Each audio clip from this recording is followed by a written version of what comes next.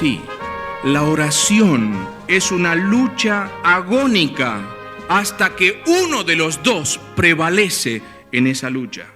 Es como Jacob cuando luchó con el ángel, ¿recuerdan?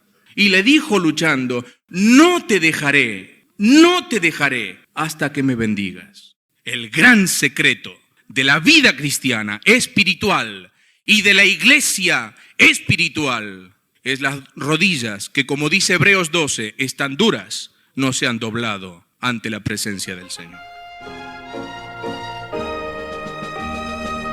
A esta hora, la Iglesia Metodista Independiente se reúne para presentar su programa En Espíritu y Verdad. Dios es espíritu, y los que le adoran en espíritu y verdad es necesario que le adoren.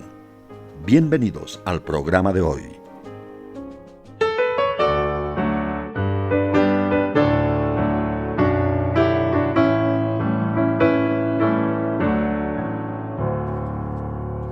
Siempre orad que si hoy viniere Cristo, Él te halle en la lid, con la espada suya bien empleada, fiel por nuestro adalid.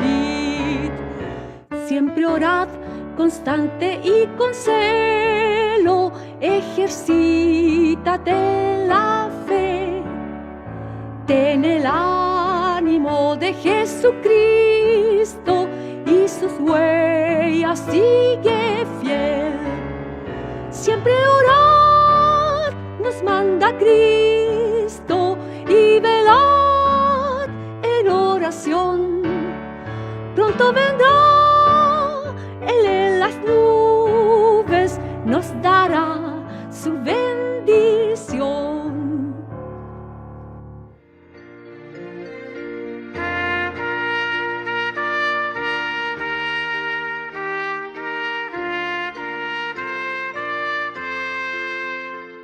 Hermanos, quisiera que miremos juntos este tema con mucho temor delante del Señor y también con gozo, porque es un glorioso tema de la Escritura y fundamental y necesario para la vida cristiana. Por lo tanto, al hablar sobre los ataques de Satanás a la oración, quisiéramos tener dos breves lecturas bíblicas. La primera de ellas en la carta a los Efesios, el capítulo 6 y versículo 10. Por lo demás, hermanos míos, fortaleceos en el Señor y en el poder de su fuerza. Vestíos de toda la armadura de Dios, para que podáis estar firmes contra las acechanzas del diablo. Porque no tenemos lucha contra sangre y carne, sino contra principados, contra potestades, contra los gobernadores de las tinieblas de este siglo, contra huestes espirituales de maldad en las regiones celestes. Por tanto, tomad toda la armadura de Dios, para que podáis resistir en el día malo y, habiendo acabado todo, estar firmes. Verso 18. Orando en todo tiempo, con toda oración y súplica en el Espíritu, y velando en ello con toda perseverancia y súplica por todos los santos y por mí, a fin de que al abrir mi boca me sea dada palabra para dar a conocer con denuedo el misterio del Evangelio. Evangelio según Mateo, capítulo 6 y verso 5. Y cuando ores, no seas como los hipócritas, porque ellos aman el orar en pie en las sinagogas y en las esquinas de las calles, para ser vistos de los hombres. De cierto os digo que ya tienen su recompensa. Mas tú, cuando ores, entra en tu aposento, y cerrada la puerta, ora a tu Padre que está en secreto, y tu Padre que ve en lo secreto te recompensará en público. Y orando no uséis vanas repeticiones como los gentiles, que piensan que por su palabrería serán oídos. No os hagáis, pues, semejantes a ellos, porque vuestro Padre sabe de qué cosas tenéis necesidad antes que vosotros le pidáis. Vosotros, pues, oraréis así: Padre nuestro que estás en los cielos, santificado sea tu nombre. Venga tu reino, hágase tu voluntad como en el cielo, así también en la tierra. El pan nuestro de cada día, dánoslo hoy. y perdónanos nuestras deudas, como también nosotros perdonamos a nuestros deudores. Y no nos metas en tentación, mas líbranos del mal, porque tuyo es el reino, y el poder, y la gloria, por todos los siglos. Amén. Si hay un asunto fundamental en la vida y el desarrollo cristianos, este es la oración. No es exagerado que digamos lo que tantas veces oímos y leímos, que la oración es el latido del alma o el hálito del creyente o el ejercicio más distinguido de la fe cristiana. Indudablemente, el tema de la oración tiene tal énfasis, tal relieve en las Sagradas Escrituras, que no dudamos en decir que es un elemento vital en la vida del creyente. No existe, pues, una vida cristiana normal sin esta vía de contacto con Dios que permite al alma devota no solamente monologar, pero además establecer un bendito diálogo con su Creador y su Salvador. Pero a pesar de ser vital la oración, paradójicamente es tal vez una de las prácticas más descuidadas de la vida cristiana. Poco se ora, poco se enseña sobre la oración, poco se lee de este glorioso tema. Poco se conoce de sus requisitos y de su poder. Y tal vez esto explique, hermanos, el estado general de muchas vidas y de muchas iglesias. Y creo que debemos volver a la palabra y volver a la oración.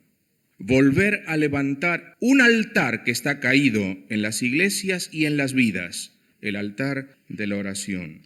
Tal vez por esto haya en las iglesias y en nuestras vidas tanta falta de visión, tanta falta de poder espiritual, tanta falta de santidad y de control del Espíritu Santo.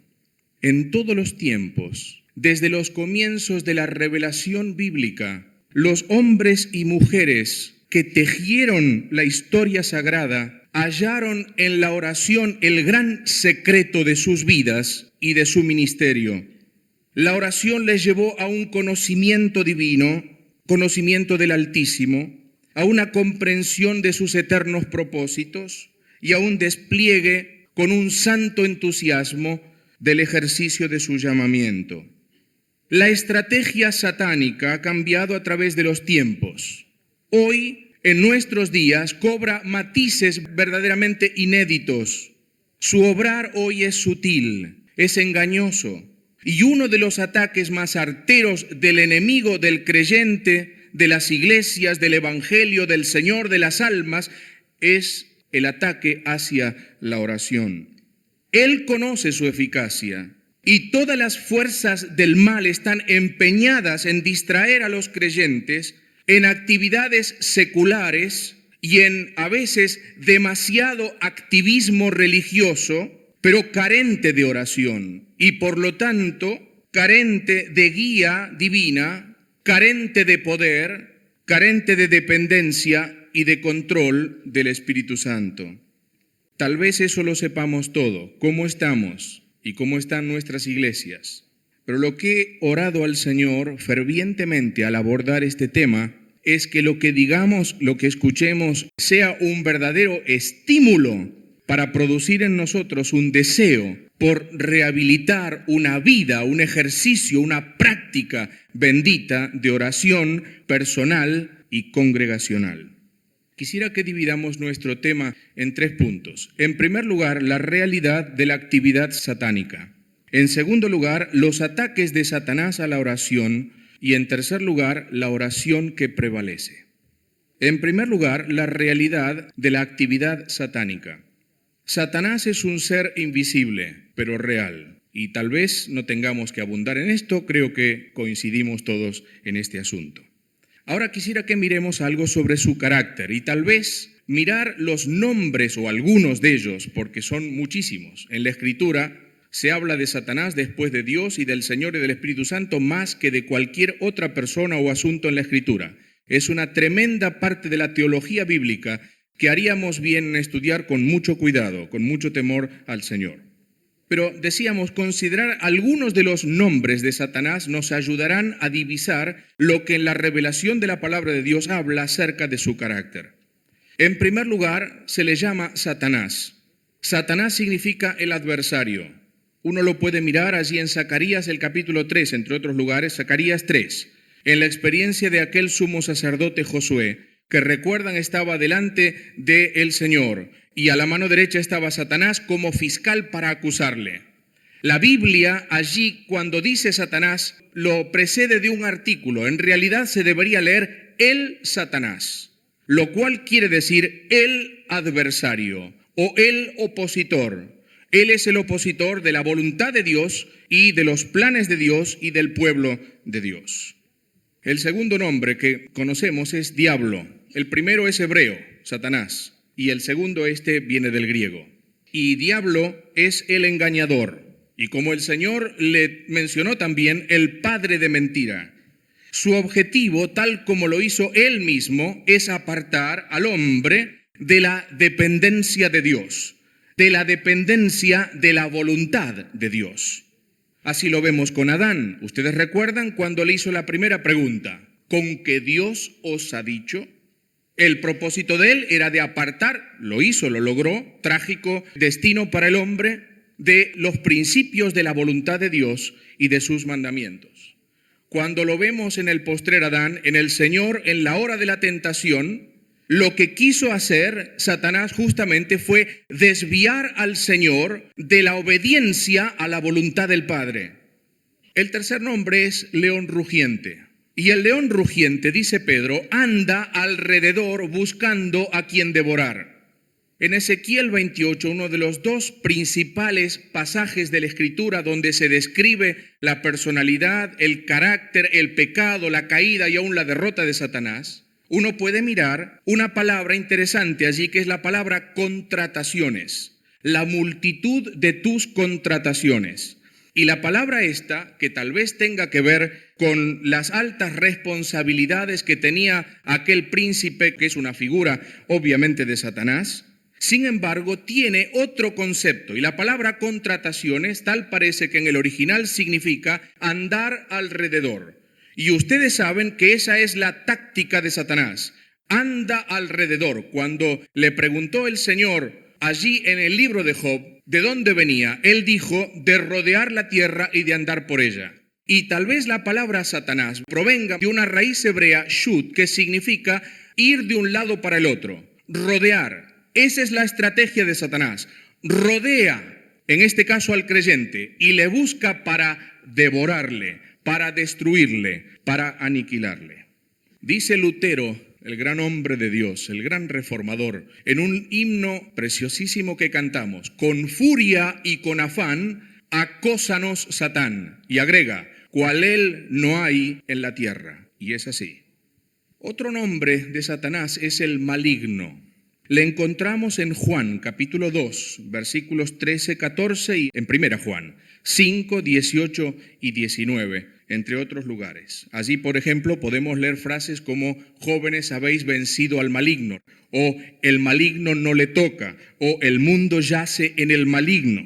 La palabra es una palabra interesante, poneros, que significa alguien que no solo es maligno o perverso, o depravado, sino que además hace malignidades, comete depravaciones, vive, existe para ello.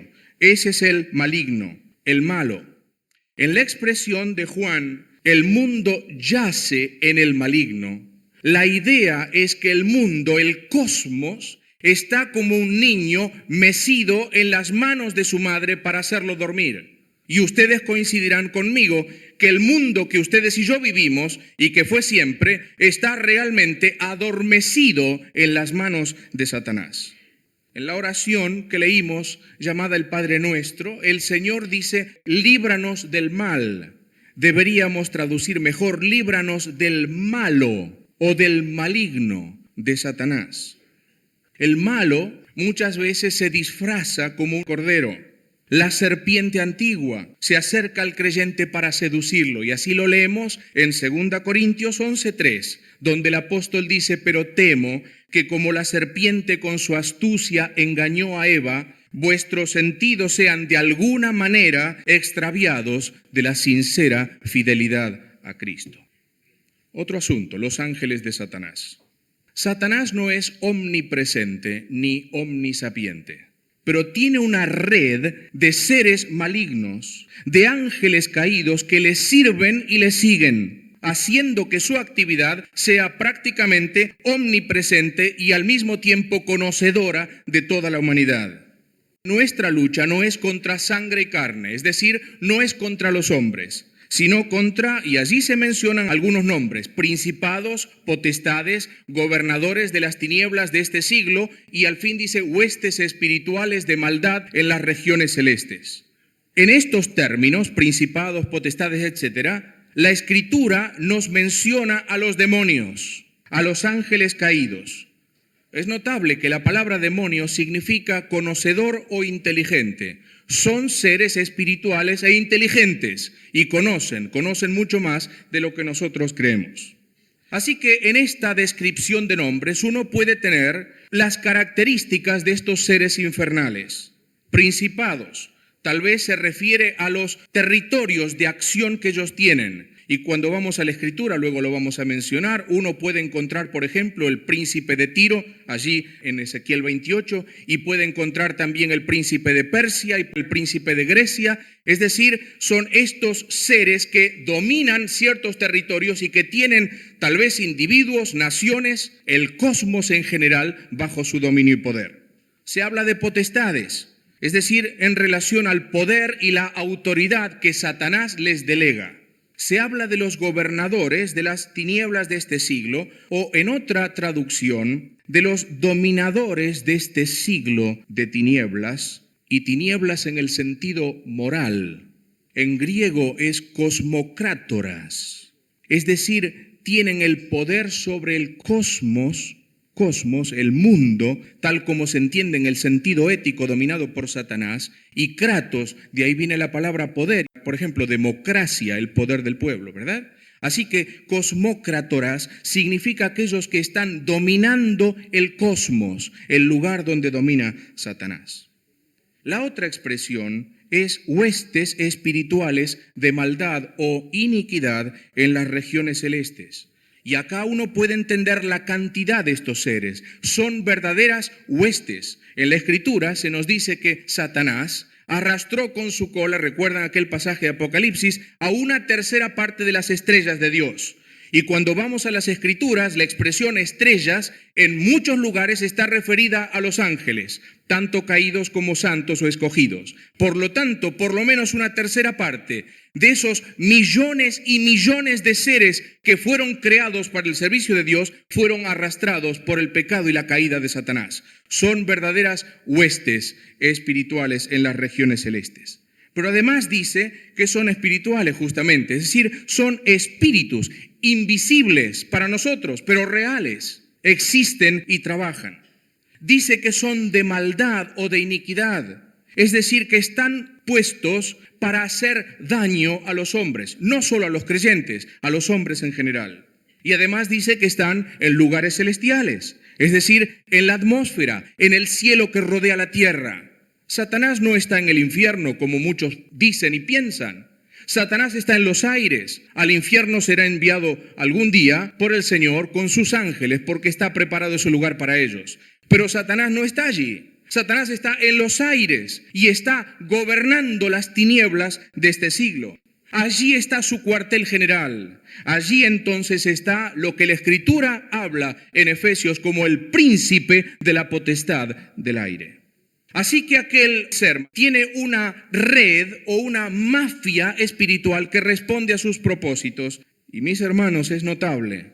Contra esa mafia espiritual, podríamos llamar así, los creyentes, la iglesia del Señor, tenemos que luchar. ¿Cuáles son los métodos de Satanás? Pablo dice aquí en el versículo 11, vestíos de toda la armadura de Dios para que podáis estar firmes contra las acechanzas del diablo. La palabra acechanzas se puede traducir casi literalmente como metodología. Así que Satanás tiene una verdadera metodología de argumentos, de astucias, de estratagemas, de artimañas para hacer daño a los hombres y particularmente a los hijos de Dios. En Efesios 4:14 se les denomina artimañas del error, las doctrinas de demonios. Vivimos en días donde esto está hirviendo en el mundo, doctrinas de demonios, artimañas del error, que hacen que cuando el creyente no está bien firme, sea como una hoja llevada por todo viento de doctrina de acá para allá. En 2 Corintios 2:11, el apóstol le llama las maquinaciones de Satanás. No ignoramos, dice, sus maquinaciones. Y lean por favor el contexto de ese pasaje, hermanos, y fíjense que tiene mucho que ver con la restitución de los hermanos caídos. A veces somos demasiado duros con los hermanos que han caído y que naturalmente, como la Biblia enseña, han sido puestos en disciplina.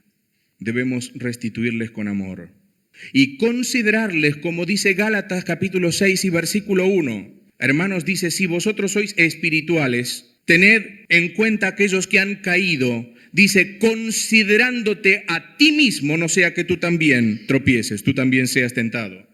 Así que allí dice, restitúyanlo, porque no ignoramos las maquinaciones de Satanás.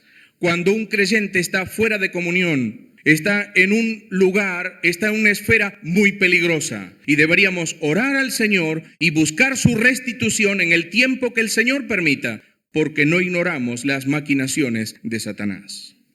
La influencia de este siniestro adversario no afecta solo al mundo, también se manifiesta en la vida de los creyentes. El Señor le dijo a Pedro, Simón, Satanás os ha pedido para zarandearos como al trigo. Gracias a Dios porque el versículo no termina así, ¿verdad? El Señor dijo, mas yo he rogado por ti para que tu fe no falte. Dice José María Martínez en un libro que recomiendo su lectura, Abba Padre, me hizo mucho bien.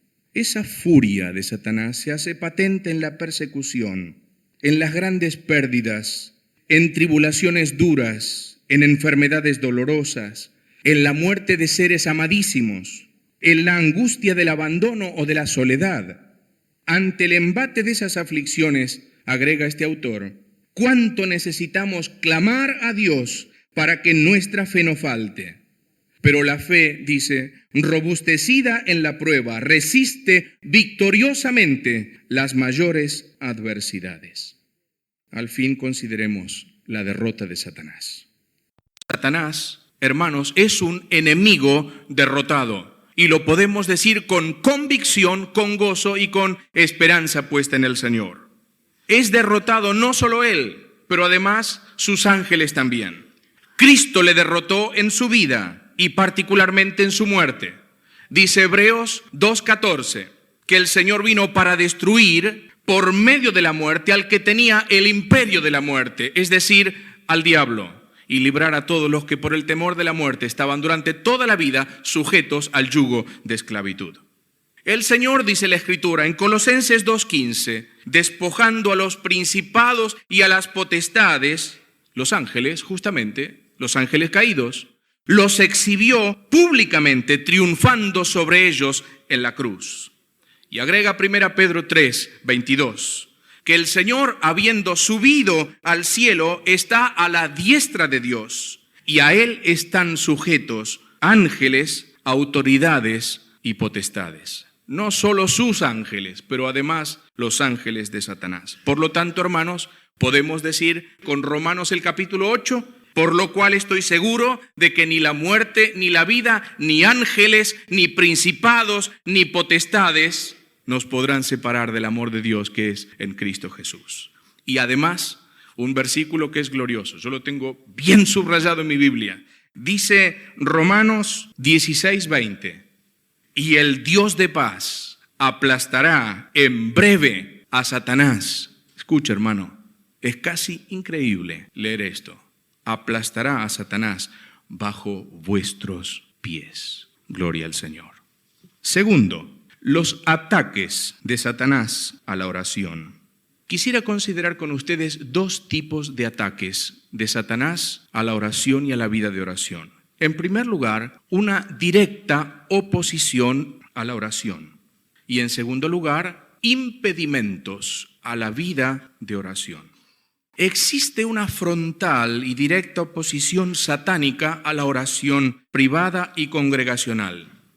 Cuando el creyente ora o la iglesia ora, las fuerzas de Satanás están en abierta oposición, en lucha sin cuartel. Dice A.T. Robertson, tiembla Satanás al observar al más débil santo de rodillas orar. Gran verdad. La oración verdadera exige lucha, exige conflicto. Ustedes y yo leímos allí en Efesios la palabra lucha. Dice, porque no tenemos lucha contra carne y sangre, etc. Esa palabra que ocurre solamente allí en el Nuevo Testamento es una interesante palabra que viene de un verbo que significa arrojar. Así que lo que quiere decir allí es que en la lucha entre dos contendientes, uno de los dos arrojará al otro por tierra y allí le dejará vencido. Y los creyentes estamos en esa lucha, uno contra el otro, el creyente contra Satanás y sus huestes, y uno de los dos ha de ser vencido. Para eso tenemos que luchar.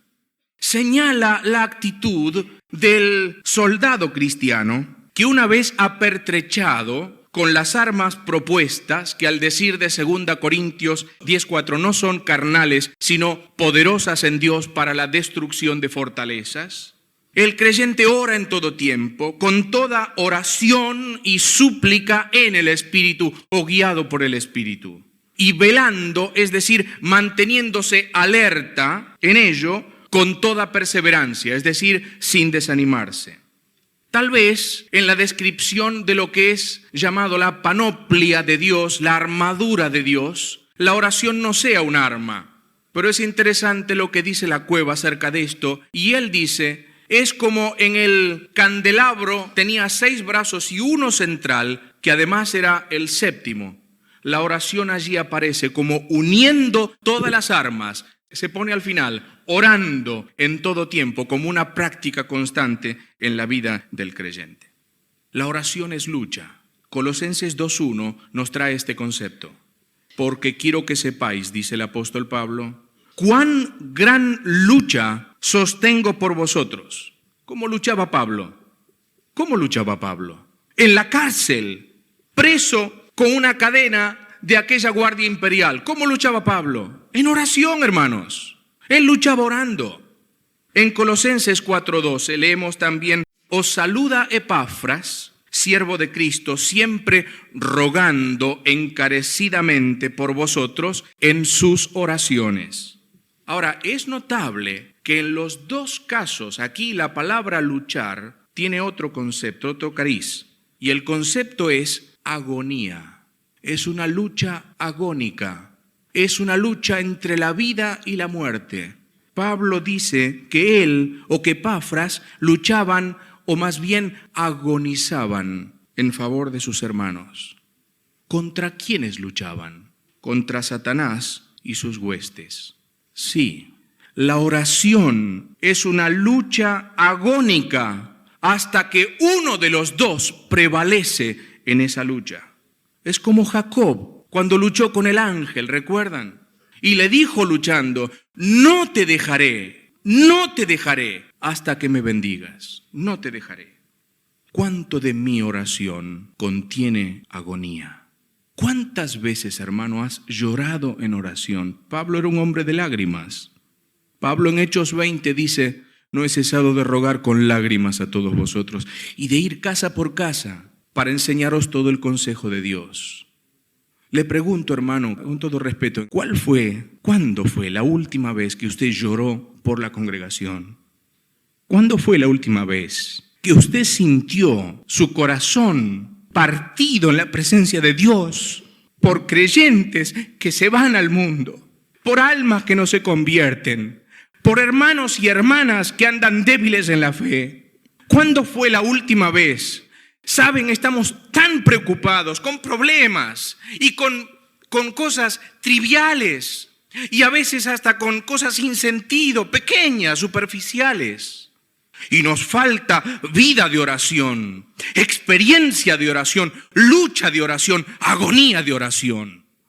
Pablo decía, cada día muero. Yo no sé el significado de esa expresión, pero me imagino que debía ser una lucha agónica, una muerte cada día, clamando al Señor por el pueblo de Dios. Se agolpa, decía Pablo, sobre mí cada día el peso de las iglesias. ¿Sentimos este peso, aunque sea por nuestra amada congregación? ¿Lo siente usted, hermano? ¿Lo siente usted, hermana? ¿Lo siente cada día delante del Señor? Nos haría mucho bien esta noche hablar sobre doctrinas de error. ¿Quieren que les diga una cosa? Tal vez tengamos que empezar por doblar las rodillas.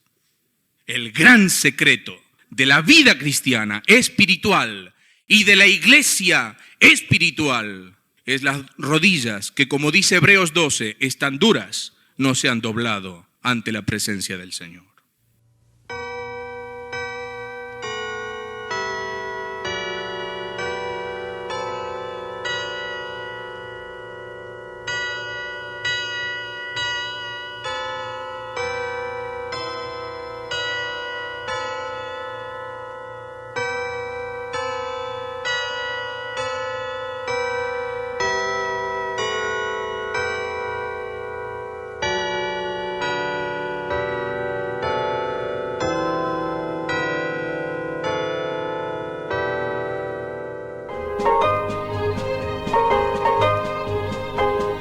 Hasta aquí, la Iglesia Metodista Independiente ha presentado En Espíritu y Verdad.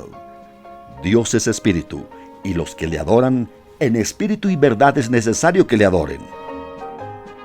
Que el Señor les bendiga.